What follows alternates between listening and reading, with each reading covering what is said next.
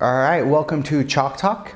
In this episode of Chalk Talk, we will be going over 6-on-5 advantage and taking advantage, particularly how to maximize your scoring percentage in a 6-on-5 opportunity. So, the objective on a 6-on-5 is to score a goal. If you're in a 6-on-5 situation, you're up a player, the other team is down a player, and this is a great opportunity to take advantage of that. So there's a couple steps that each player should go through and understand how to maximize their scoring opportunity. Okay, the objective is to convert your 6-on-5 advantage to a goal. That's the objective on a 6-on-5. Okay, now the question is, how do you do that? So how do you convert your 6-on-5 opportunity? The first thing is don't panic. With a lot of young players, you'll hear a lot of whistles and they get kind of scared and people are yelling, the coach is yelling, the other coach is yelling, and there's just parents are yelling and it gets crazy. So as a player, it's super important, don't panic. It's important to know the whistles. So an ejection whistle is 3 quick whistles followed by 2 slow whistles. The referee will point to a player, point to the corner, and then show up the cap number of that player that got ejected. If you have the ball and you hear that, your team will be up. Okay, so it's important that you understand the whistles and don't panic. If you have the ball, don't panic.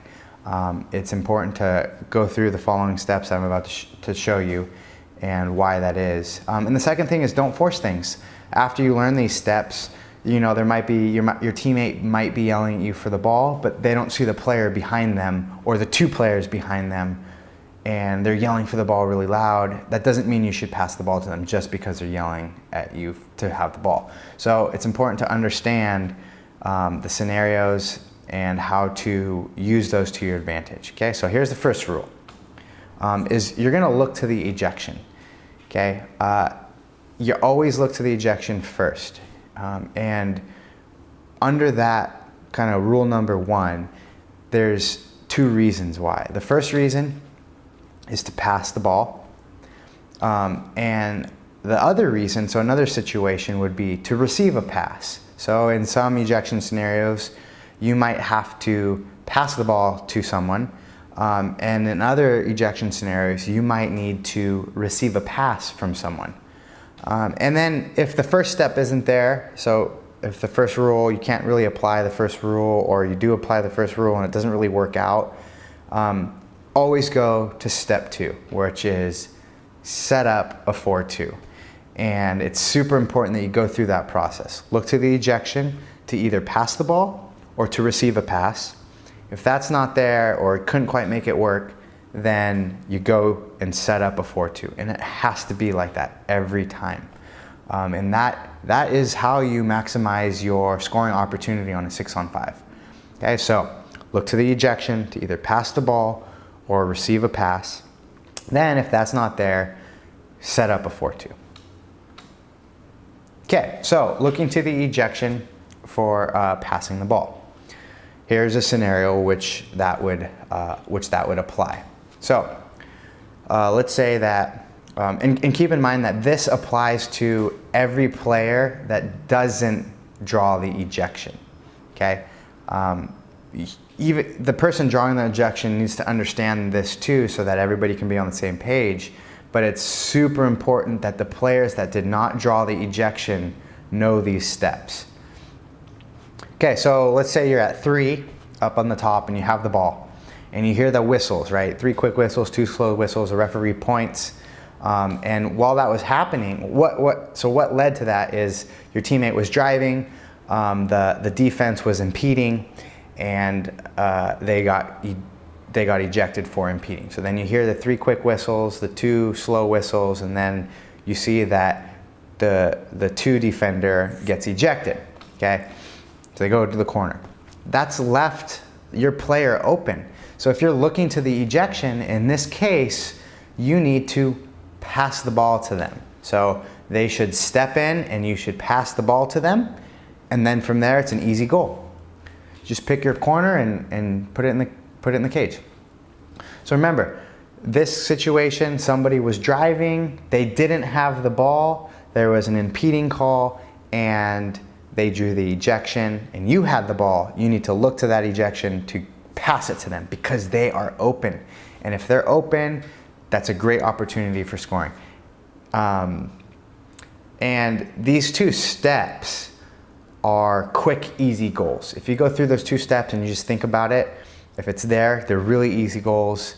And at that moment when the referee's blowing their whistles, everybody's yelling, and there's kind of this pause that goes on. And if you're able to think through that pause and make a play happen during that pause, you catch everybody off guard and you can make a really easy goal that way. Okay, the second scenario here, which is also a common one, still under rule number 1, is receiving a pass. So this is where there's an ejection at the ball, okay? And this is what this looks like. Is let's say that you're at 3 and you set the ball to 6. So to the whole set position, you set it to them. They're open, they get the ball, their defense is out of position and climbing all over them with their hands down, they get ejected. Okay, you hear those whistles, they get ejected. Now, this is a problem because everybody's pressed and everybody should be looking to the ejection because that ball needs to come to somebody. And so it's important that as you're looking to the ejection, you need to help the ball. So let's say you're at 3, you release perpendicular to the pass, create a passing lane, and then you can get the ball live from the whole set that drew the ejection. And then it's a real quick, you catch and push it right back. So they pass you the ball, and then you go right back to them because they're open, and then they're right in front of the cage, they pick their corner and shoot the ball. Okay, so those are the 2 scenarios. Okay, finally, the third scenario is where you get into step 2, setting up. And let's say you're back in this position, okay? And your teammate 2 over here, X2, is driving, and there's that impeding call. Okay, so they drive, O2's impeding, kind of holds them after they start driving. The referee sees that, blows the whistles, and they get kicked out. But simultaneously, the other team realizes that they're getting kicked, that player's getting kicked out, and so everybody kind of drops back. And then you kind of force a bad pass, and it drops, and the ball drops and kind of fumbles in front of everything. In this moment, first off, shouldn't have made that pass. It would have been better to go to the person at 1 and then set up. But let's say that this does happen. Don't force a shot in this situation. Just pick up the ball, take it and protect it, and get the ball out to either 3, and in this case, I'd say 1. So you pass the ball out to 1, and then you go and set up. So 2 would go down to the 2 position for 4-2. 6 slides over to the 3 position, and 3 slides over to the 4 position up top, and 4 slides over to the 5 position. Everybody kind of equals out, and there you are in your 4-2. Now these aren't the numbers that you would be using in a 4-2. Remember, it goes 1, 2, 3, 4, 5, 6. So cross and then around, and make sure you look at the lecture on how to set up a 4-2 with the correct numbering. But that's what you would do in a situation like this, and then you just pass it around and look for an opportunity. In this case, you could go to 3 and 3 could go to 6 and then pass it in or shoot it after that. But I'll go more into detail in another video about how to set up and then the actual numbering with the passing as well. It's just important to know the concepts of how to set up and the process to go through to maximize your scoring opportunity.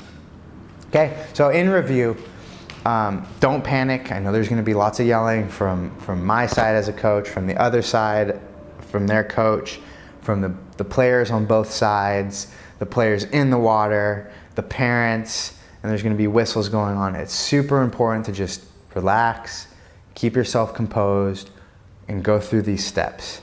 And then don't force things. If you don't think it's a good pass, don't make a good pass. Remember, we got a full 20 seconds here to work this 6-on-5 opportunity. There will be an opportunity that presents itself. And if it's not there in the first 3 seconds, don't force it because it will be there later.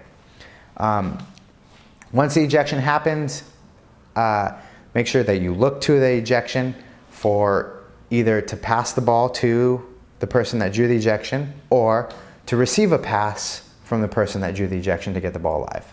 And then if it's not there, set up a 4-2. It's real easy, and it's that simple, and that is how you maximize your scoring opportunity on a 6-on-5. Make sure you get the next lecture on how to set up a 4-2, and thanks for watching.